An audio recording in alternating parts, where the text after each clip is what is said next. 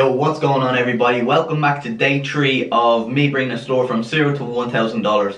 So yesterday, I'm not going to lie, I didn't get through what I want to get through. I want to create the whole store yesterday, but too many things came up with my own businesses, the other ones that I'm running, so I didn't get too much done. The only thing that I got done is I posted on the private Instagram for the first time.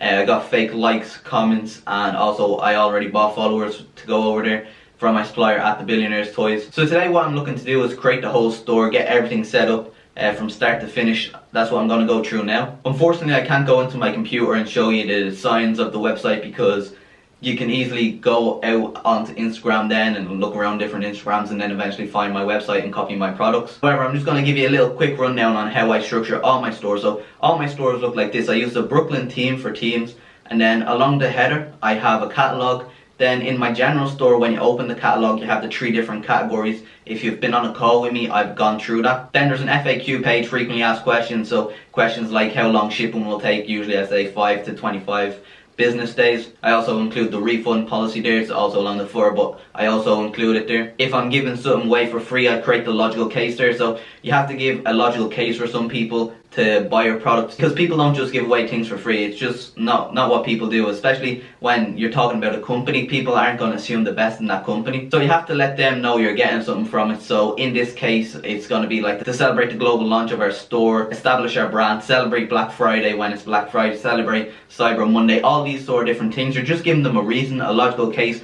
on why you're giving something away for free and kind of what you're getting out. Then also along the header, there's an about page. On the about page is pretty much just your story. So I usually try and include the goal of what my store is trying to do. So let's say if it was a fashion store, I'd say we know how hard it is for people to look fashionable on an affordable budget. That's why we've made our store to combat that problem, and then integrate it in with why you're giving something for free or why you're giving something for 90% off. Like you could say, we're trying to offer the best quality product for the lowest price. So things like that go in your about page. And then there's also going to be a contact page, which you can easily just go on Shopify and create. You can look it up on YouTube. It is really easy to create. You just go on to create a new page, and on the side it's going to have page template. You're going to want to change that to what I believe is page.contact, and then you generate a contact page. So that's the way your store is going to look. Brooklyn theme. Along the top I usually have the catalog with the different collections, the FAQ page, the about page, and also the contact page. So then along the bottom of your store you're going to have a refund policy, terms of service, and privacy policy. These can all be generated if you go onto checkout. You generate them all for the checkout, you save that, and then you copy and paste them all into different pages when you're creating pages, and then add that to your footer. This just makes your store look a lot safer that you have a terms of service, refund policy,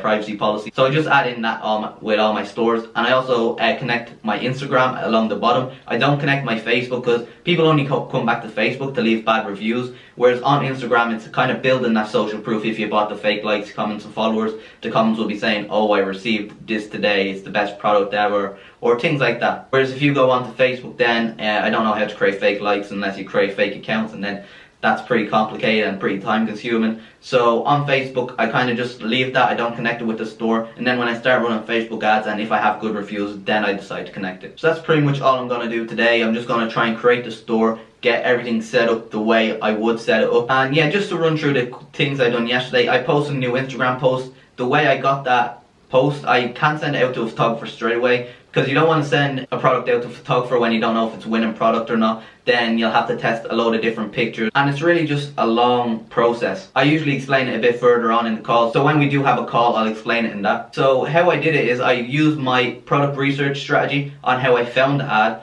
and then I went to the Instagram page who was running the ad, not the influencer, the actual page selling it, and I took product pictures from there. They've obviously shipped it out to a professional photographer. I'm replicating off a pretty big dropshipping brand, so I copied a few pictures off them so I can post it on my Instagram page. Once I know this is a winning product, I'll review it. So at the end of the month I'm going to review it to see if it's a winning product or not. If it is, I'm going to ship it out to a photographer, have my own pictures taken, but just to test to see if it's a winning product or not first. I'm not going to ship it out to a photographer, I'm just going to see whether it's a winning product or not first, and then go from there. So that's how I got the picture I posted on my Instagram. And I also went back to the logo guy. He sent me over 5 different designs. I like design 1 and design 5. Again, I can't show you them because then when you come across my store you're gonna know it's mine, and then you can possibly replicate the products if I'm making sales, because I'll be updating you on everything. Didn't accept them straight away. I'm paying $50 for the logo, so I want it to be good. Usually I just spend $5 or $10, but I need the vector file and also the social media kits. You don't necessarily have to copy me in what I'm doing with the logo, because